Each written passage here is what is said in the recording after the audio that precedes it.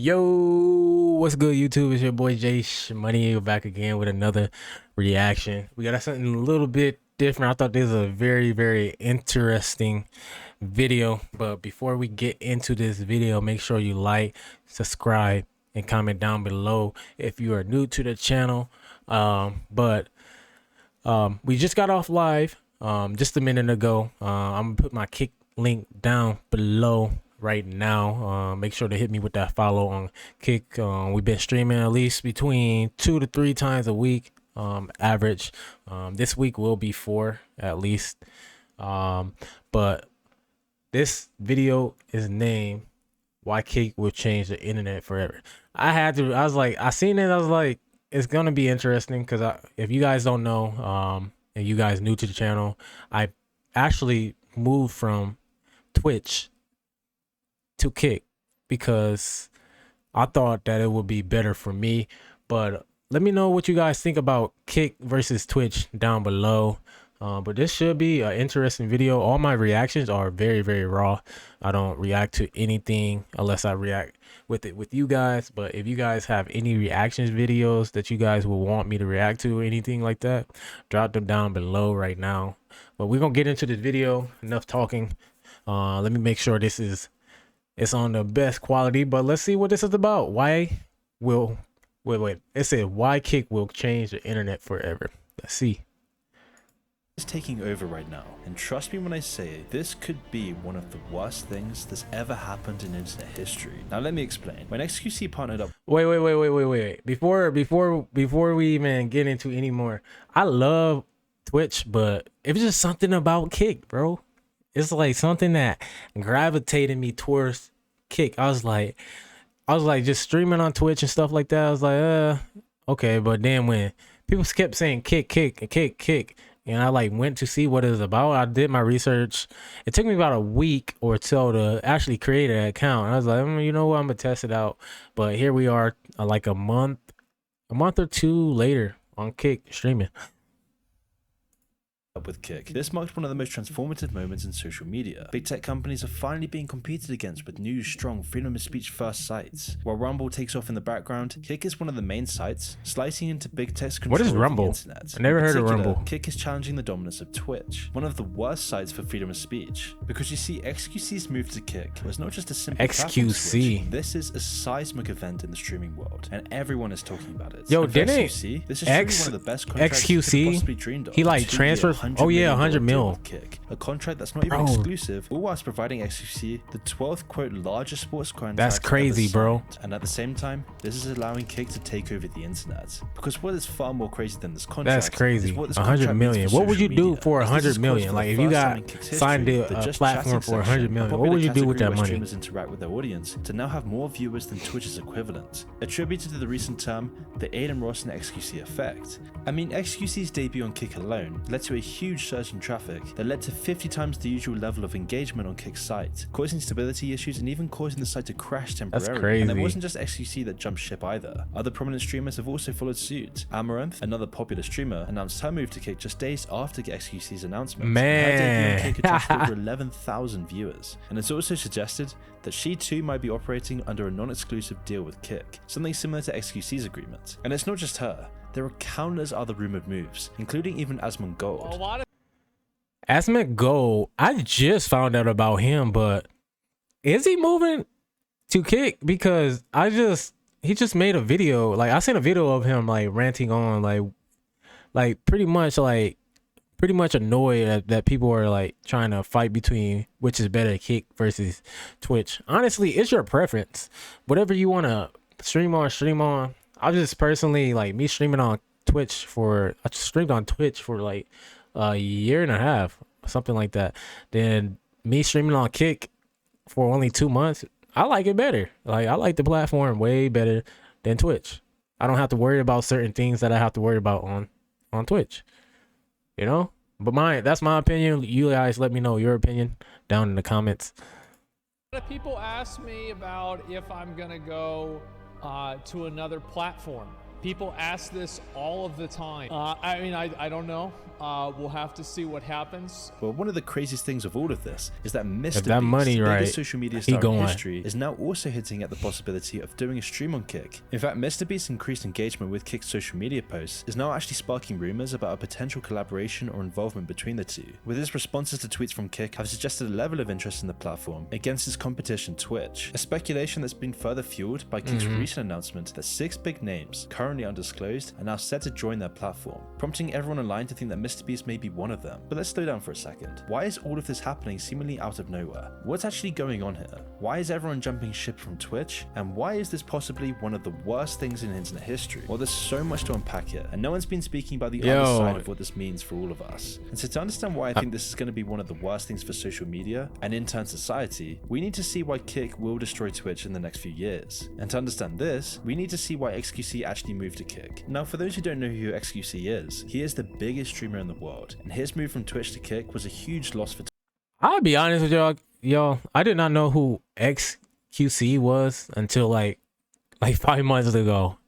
But honestly, imagine Kick making Twitch like MySpace. Like, could you like imagine like when Facebook came out, everybody said, fuck MySpace, pretty much.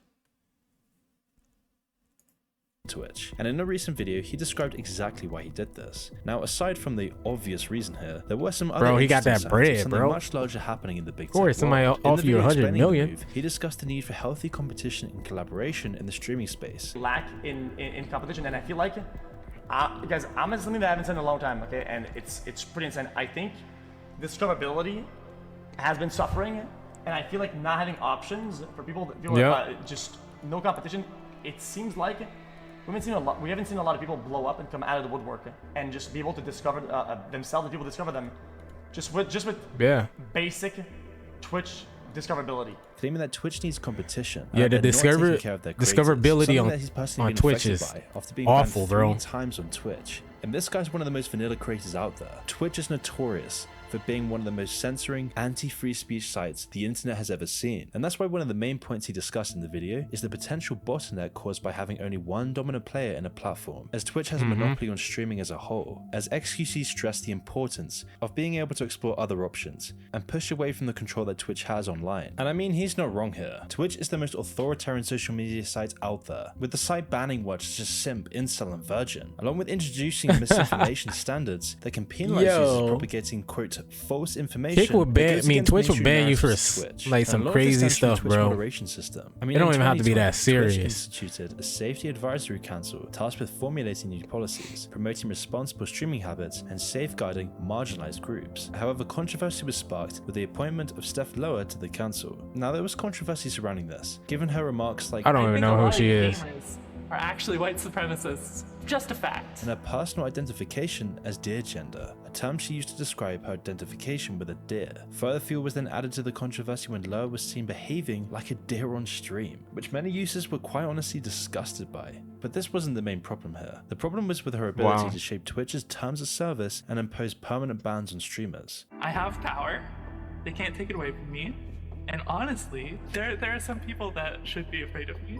And she would use her powers with glee, creating one of the biggest echo chambers that we see today with Twitch, stifling any creators that went against the status quo on the site. And it was a stifling of Yo, I creators didn't even with know diverging who opinions that by person Twitch, was, that eventually bro. led to the biggest, most vanilla jellyfish creators being suspended on the site. People like XQC, one of the most bland, uncontroversial people that has risen to the top of the platform. However, this doesn't stop with Did just Kai Twitch ever get censorship, banned? as I don't think importantly, Kai Mr. ever got Beast banned. fired shots at Twitch on Twitter for its terrible support towards the financial growth of its creators, as he claimed that Twitch should instead focus on fostering creators' earnings potential rather than I think what Twitch need to know, bro, without your streamers, bro, and your streamers, content creator, whatever you guys want to call it,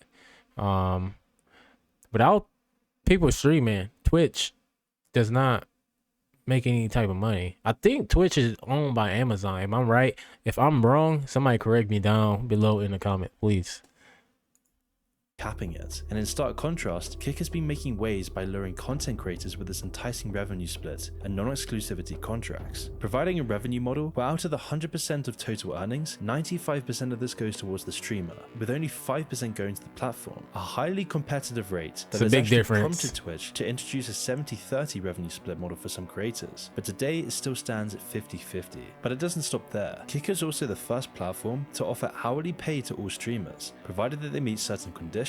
These include active streaming for at least 4 hours a day for 30 I don't days a think month, that's true. staying awake during the stream, keeping a webcam focus on their face, and being of legal age. I don't think that's Living true with these yet. I conditions, haven't seen all anything content with creators that. Can earn a respectable $16 per hour of streaming. I which think after that's a whole false. day of That is really streaming, false. Including sleep, this adds up to a substantial amount of information. money. In addition, Kick doesn't censor people for bogus reasons. But if they There did do aren't power that- mods pushing a narrative. There is no political echo chamber ruining You Kick, you at like least there is have to with be like Twitch. an But all of this affiliate or does beg the something. question, how on earth is Kick able to afford any of this? 100 million contract there, 95-5 revenue splits, hourly wages, rampant marketing, and endless new contracts I with the don't world's know. biggest streamers? All of this competing against Jeff Bezos' Twitch that has all the funds of Amazon and all of the corporate silicon backing that you could dream of. How That's on crazy. earth is Kick doing all of this? And what is the future going to look like between Twitch and Kick?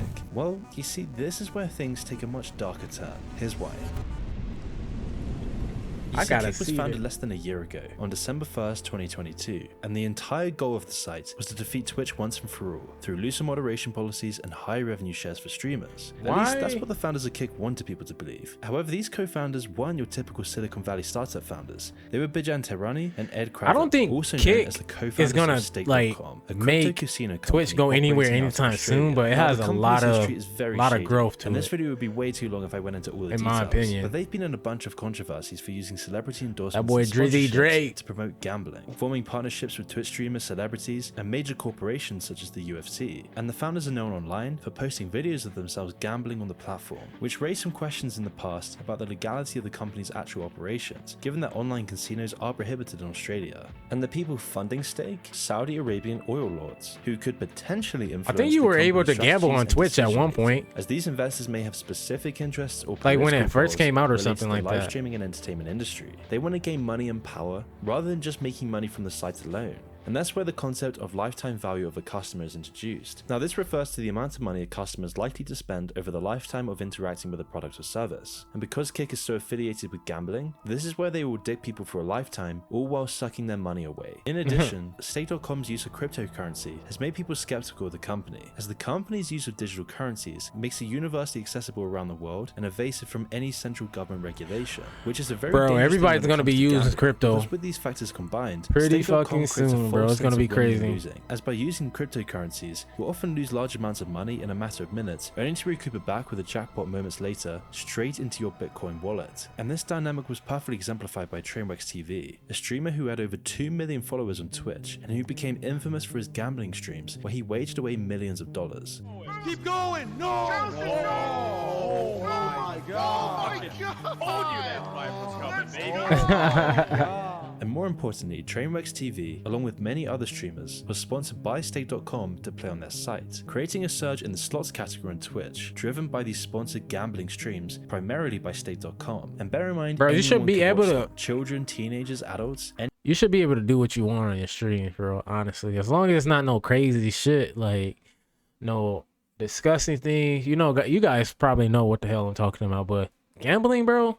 People gamble in real life, bro. People go to Vegas and gamble, bro. Like it's people money. It's like money, and you just taking a risk of losing it. Like, what is wrong with? I just don't get it, bro. Let people do what they want with their money.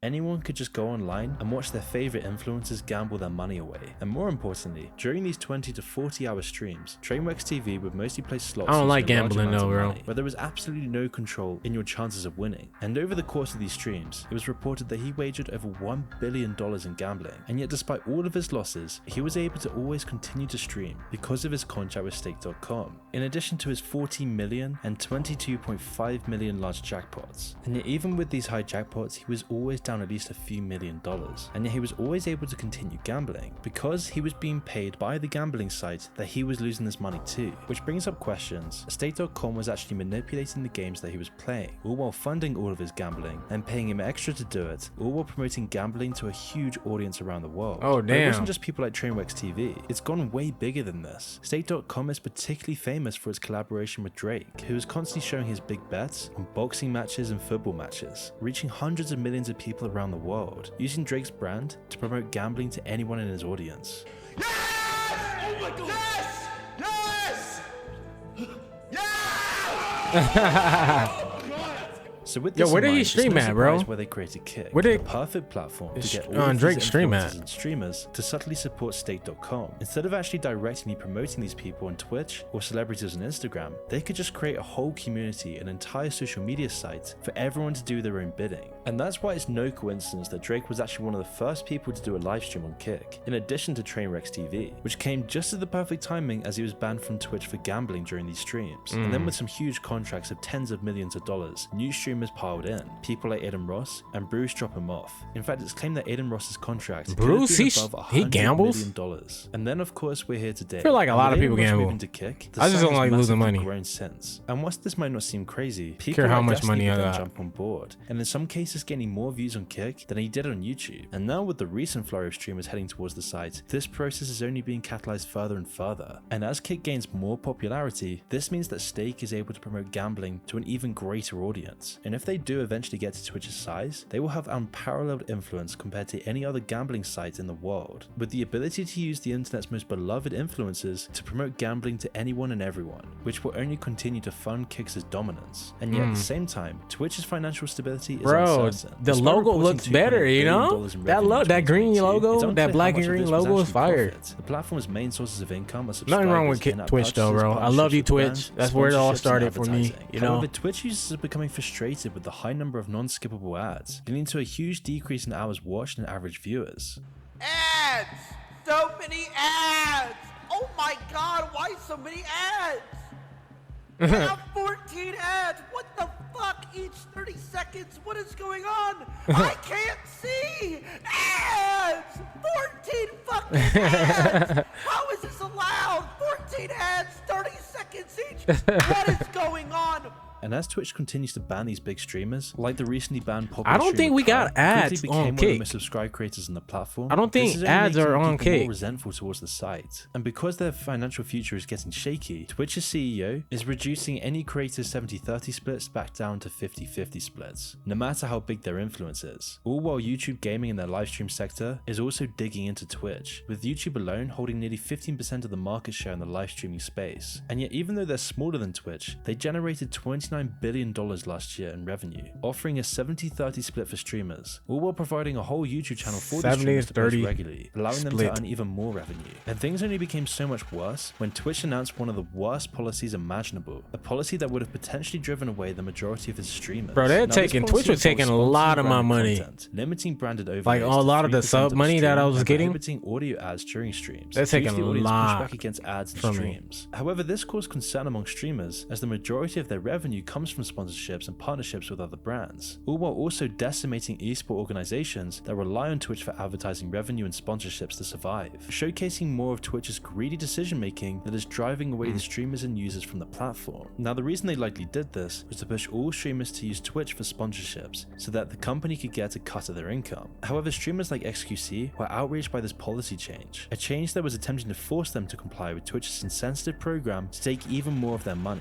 making a huge chunk of streamers actually move to Kick. And this policy change went viral on the internet, with people like Moist Critical gaining Which over is 6 million dead. views on the topic alone. The title's not clickbait. There was a new policy on Twitch that was announced today that will legitimately destroy the platform, with the majority of streamers choosing to go elsewhere if it goes into effect. And even Mr. Beast came Bro, out it's on gonna be Twitter so many more completely denouncing platforms coming Twitch's out. new policy change. Eventually, after enough pushback online, So many more. Twitch did reverse their policy change. However, this brought up many questions for streamers about their long-term future on the Twitch platform. And with Kick offering out these huge new contracts, along with these crazy revenue splits, it seemed like Kick was the way to go, the future of streaming, without censorship, more money, and more personal freedom. But this would come at a cost. And so with Twitch's greedy business tactics and Bro, I will let y'all know it feels so good not to be not to have to watch what you do on your platform. Like, if like you're gonna do something crazy, just put the 18 plus on, you know. But if you're like just being yourself, cussing, doing whatever, however you are as a person, bro, you should be able to express yourself on your platform. And as your influencer, streamer, you should be able to be yourself, you know. Am I wrong for that? Even thinking that? But maybe that's just me. Maybe that's just me. Rampant censorship, it looks like the site is finally collapsing, which is a great step towards moving away from Silicon Valley's stranglehold on free speech, and sets a precedent that users don't want companies forcing them to believe certain narratives. And with Kick's aggressive growth strategy, coupled with its attractive revenue sharing model and looser moderation policies, it looks like the site will finally take the mantle. However, is this actually a good thing? A Saudi-funded gambling site controlling influencers to promote gambling to everyone, addicting a whole generation to losing their money and ruining their lives, all with the push of the Saudi royal family? While Twitch is degenerate and a sewer pipe of hedonism, is Kick really any better? Is the site just using free speech as a tool for shoving their own degenerate beliefs into the public consciousness? I guess only time will tell. Wow. Hey man, there it is. I appreciate you guys tuning in. My feedback on the video, I don't think Twitch is going anywhere anytime soon, but I feel like Kick is on a come up. It feels different. Like me streaming it on Kick, not Kick, but Twitch. I streamed on Twitch for at least almost 2 years, bro. And I feel like the amount of engagement that I'm getting on Kick is way better. I'm like, people are seeing me more. It's the money is better, of course. But I'm not there for the money, just the money. But I don't know. It could go either way. But I love Kick. Kick feels great for me to stream on. Way better. I think it's more friendly. It's like more user friendly in a way too. And on top of that, you get all type of emotes you can like give to your followers and subscribers, bro. Like I feel like on Twitch it's like you get a couple slots every time you hit another milestone or something like that. With affiliate or something. No, with subs or something like that.